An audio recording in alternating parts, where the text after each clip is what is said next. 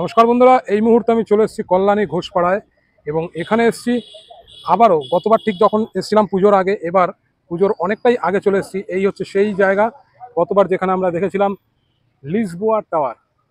আর এবার এখানে কিন্তু অলরেডি পুজো মণ্ডপ শুরু হয়ে গেছে তৈরি করা, টিন দিয়ে চারিদিকে ঘিরে নিয়েছে। দেখতে পাচ্ছ এটা ব্যাংককের অরুণ টেম্পলের অনুকরণে তৈরি করা হচ্ছে এই পুজো মণ্ডপ। এই হচ্ছে চারিদিকের জায়গাটি। তো চলো এবার ভেতরে ঢুকে তোমাদের দেখিয়ে দিই যে কিরকম তৈরি হচ্ছে। অনেকটা কাজ কিন্তু এগিয়ে গেছে, প্রচুর বাঁশের কাজ।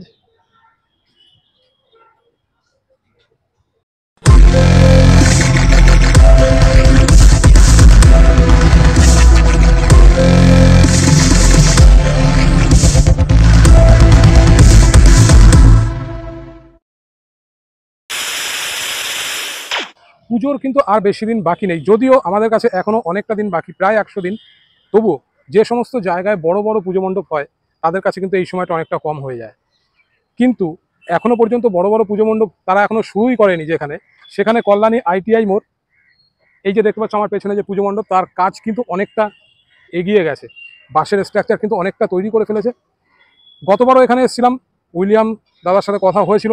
এবারও সেই দাদা এখানে উপস্থিত আছেন। দাদার থেকে জেনে নেবো এবারের পুজোর থিম কি রাখা হয়েছে এবং এই যে কাজ হচ্ছে, এই কাজটা কত দিন ধরে তারা শুরু করেছে বা কতটা বাঁশ, এখানে বাঁশের প্রচুর খেলা থাকে। গতবার যে টাওয়ার বানানো হয়েছিল মারাত্মকভাবে সুন্দর হয়েছিল, প্রচুর ভিড় হয়েছিল। এবারও কিন্তু সেই একই রকম একটা জিনিস একটু অন্য ধাঁচের তৈরি করা হচ্ছে। এটা একটা টেম্পলের অনুকরণে তৈরি করা হচ্ছে। সম্ভবত এটি অরুণ মন্দির এবং দুই সাইডে দুটো টাওয়ার কিন্তু দেখতে পাবো আমরা। তো চলো এবার উইলিয়াম দাদার সাথে একটু কথা বলে নিই। কথা বলতে বলতে পুরোটা জেনে নেবো, দর্শকদের জন্য কিন্তু সেই জিনিসটা জানিয়ে দেওয়ার চেষ্টা করব আসলে এবার কি তৈরি হচ্ছে কল্যাণী ITI মোড়ে। দেখতে থাকো বন্ধুরা, অবশ্যই কিন্তু আমার চ্যানেলটিকে সাবস্ক্রাইব করে রাখো। বঙ্গ চেম্বার এরকম নতুন নতুন জিনিস তুলে ধরে। তো চলো দেরি না করে সেই উইলিয়াম দাদার সাথে একটু কথা বলাই। দাদা, গতবার আমরা খুব সুন্দর জিনিস দেখেছিলাম, এবারও একটা নতুন জিনিস আপনারা দিচ্ছেন আমাদের। কি তৈরি করা হচ্ছে একটু যদি সেটা বলে দেন। এবং প্রথমেই ধন্যবাদ জানাই আপনাদের। আমরা এবছর যে লুমিনাস ক্লাবের যে থিম ৩২তম বর্ষ, আমরা গত ২ বছর টাওয়ারের মধ্যে ছিলাম। টাওয়ারে ২ বছর পরপর স্বাদ দর্শনার্থীদের দিয়েছি। এবছর আমরা আবার মন্দিরে ফিরে গেছি। তা আমরা এবার ব্যাংককের অরুণ মন্দির, অ্যাকচুয়ালি বৌদ্ধ মন্দির, নাম হচ্ছে অরুণ মন্দির। এই মন্দিরটি আমরা এবার এখানে আমরা মণ্ডপটি তৈরি করছি এবং এটা সম্পূর্ণ সামুদ্রিক ঝিনুক, যে বিভিন্ন রকমের ঝিনুক আছে, তা লক্ষ লক্ষ ঝিনুকের হস্তশিল্প দ্বারা আমরা পুরো মণ্ডপটি বাইরে এবং ভেতরে আমরা এটা ফুটিয়ে তোলার চেষ্টা করছি। পুজো তো এখনো 100 দিনের মতন প্রায় বাকি আছে, কবে থেকে কাজটা শুরু হলো? আমাদের বুদ্ধ পূর্ণিমা মানে অর্থাৎ 1 মাস, প্রায় 1 মাসের অতিক্রম হয়ে গেছে। আমাদের রাত দিন, আমাদের কর্মচারীরা, আমাদের যোদ্ধারা, তারা রাত দিন এই বৃষ্টি উপেক্ষা করেও আমাদের কাজ চালিয়ে যেতে হচ্ছে। মোটামুটি অনেকদিন ধরে কাজ শুরু হয়ে গেছে।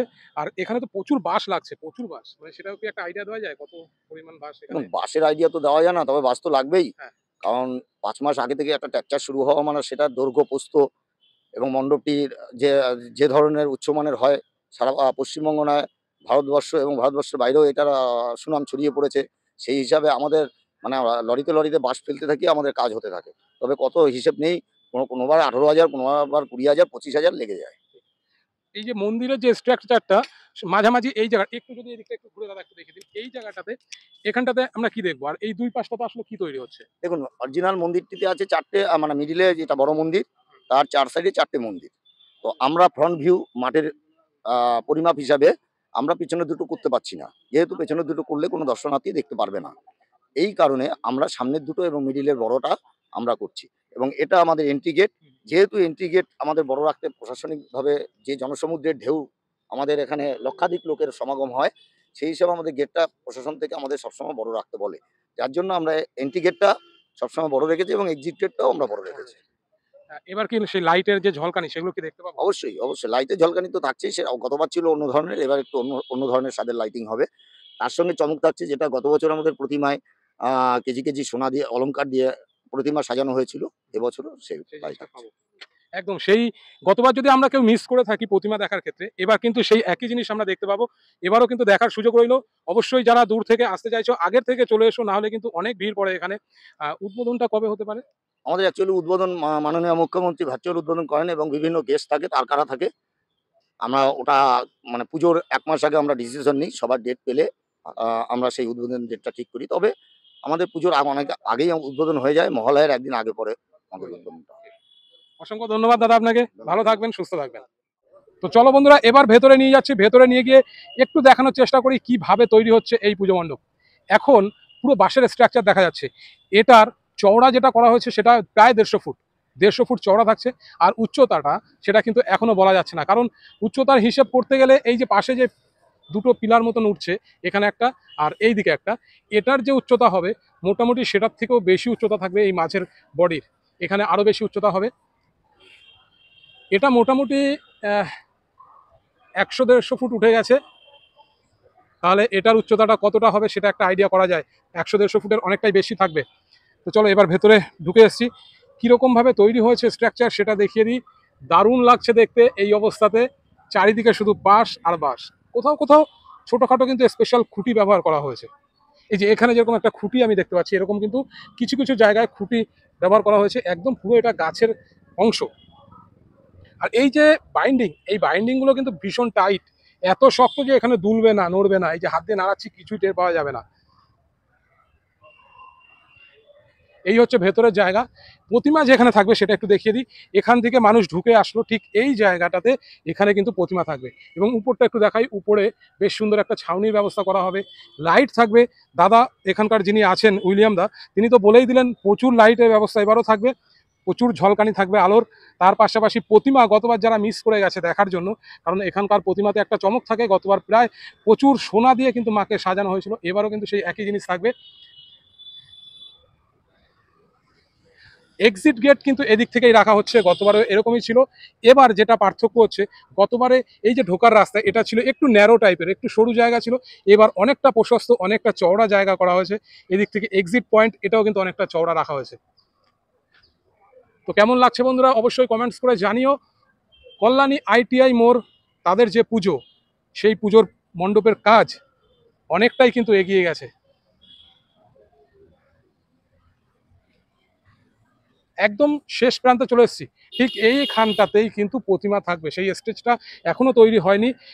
স্টেজ তৈরি হলে তখন কিন্তু একটু অন্যরকম শো আপ চলে আসবে। তো বুঝতেই পারছো বন্ধুরা যে কতটা সুন্দর লাগবে দেখতে। শুধু একটু দেখে নাও যে কল্যাণী ITI মোড়ের পুজো মণ্ডপ কেমন হচ্ছে। এটা মেকিং চলছে, ঠিক আছে, মাত্র ১ মাসের মতন হয়েছে তাদের মেকিং এর কাজ। এখনো পুজোর প্রায় ৩ মাস বাকি আছে। ৩ মাসের মধ্যে কতটা এগোবে, কতটা কি কাজ হবে সবটাই তোমরা আস্তে আস্তে জানতে পারবে।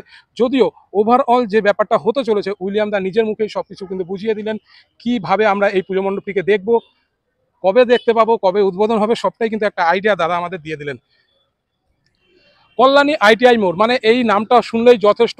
এখন ভারতবর্ষ নয়, ভারতবর্ষের বাইরেও কিন্তু পৌঁছে গেছে এই কল্যাণী ITI মোড়ের দুর্গাপুজোর কথা। দুর্গাপুজোর ৩ মাস এখনো বাকি, তার অনেক আগেই এই পুজো মণ্ডপের কাজ শুরু হয়ে গেছে, অনেকটা কমপ্লিটও করে ফেলেছে। এখনো প্রায় ৩ মাসের মতন যেহেতু বাকি আছে, এই যে তারা মহালয়ার সময় কিন্তু উদ্বোধন করে দেন। যতটা গতবারে দেখেছিলাম মহালয়ার দিন কিন্তু উদ্বোধন হয়ে যায় এই পুজো মণ্ডপের। এখনো সেই মহালয়া আসতে প্রায় ২.৫ মাস। তার মধ্যে এখনো কত যে কাজ হবে বলা যাবে না। প্রত্যেক দিন কিছু না কিছু ডেভেলপমেন্ট হতেই থাকবে এখানে। যদি আমি এরপরে আবারও আসি ২০ দিন বা ১ মাস পরে, সেক্ষেত্রে এই যে এখন যে স্ট্রাকচার আমি দেখতে পাচ্ছি এটা তো আর দেখতে পাবোই না, এর থেকে অনেক বেশি কিছু তৈরি হয়ে যাবে।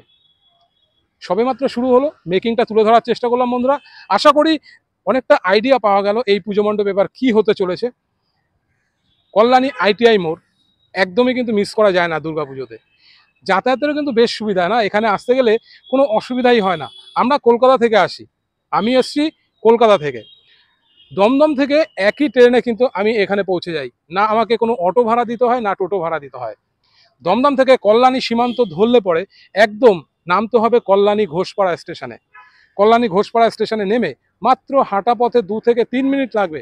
কল্যাণী ITI কলেজের জাস্ট পাশেই এই মাঠটি আছে, এই মাঠেই অনুষ্ঠিত হচ্ছে এই পুজো। গত বছরও দেখেছিলাম, এবছরও দেখলাম, দারুণ চমক থাকছে এবছর। এবছর তারা আমাদেরকে মন্দির উপহার দিচ্ছেন, অরুণ মন্দির, ব্যাংককের অরুণ মন্দিরের অনুকরণে বা সেই আদলে তৈরি হচ্ছে এই পুজো মণ্ডপ। অবশ্যই এসো বন্ধুরা, মেকিং দেখতে হলে অবশ্যই চলে এসো। তার পাশাপাশি বলবো যখন ফাইনাল হবে, পুরোটা কমপ্লিট হবে, তখন তো আসতেই হবে, তখন পুজোর আনন্দ থাকবে। বাঙালি মানেই দুর্গাপুজো, সেই যে আমেজ, সেই যে আনন্দ, সেই জোশ, সব কিছু কিন্তু আমরা সেই আমাদের বহিঃপ্রকাশ ঘটবে সেই পুজোতে। কল্যাণী আইটিআই মোড় জিন্দাবাদ। তো চলো দেখতে থাকো এরকম সুন্দর সুন্দর ব্লগ, অবশ্যই কিন্তু সাথে থেকো। সাবস্ক্রাইব করতে একদমই ভুলো না বন্ধুরা, সাবস্ক্রাইবটা করে দিও। অনেক কষ্ট করে ভিডিও করতে হয়, একটু সাবস্ক্রাইব আর লাইক শেয়ার এগুলো তো আশা করাই যায় বন্ধুদের কাছ থেকে। দেখা হচ্ছে আরেকটি ভিডিওতে। Bye bye, tata.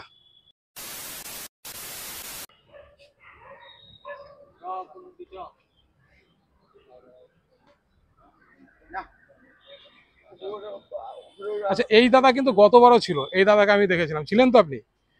দাদা গতবার ছিলেন, প্রচুর খাটাখাটনি হয়েছে গতবার। একটু দাঁড়িয়ে যান, একটু দাঁড়িয়ে যান, 2 মিনিট কথা বলে নিই।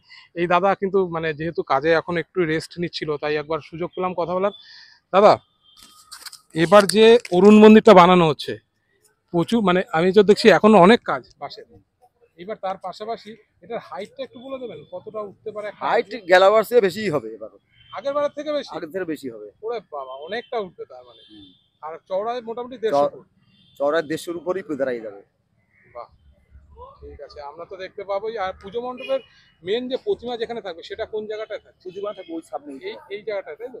এই দিকটায় কিন্তু প্রতিমা থাকছে, একদম যেটা বললাম। বাইরের পথ, হ্যাঁ হ্যাঁ হ্যাঁ, বেরোনোর জন্য এই যে পথ সব করা আছে।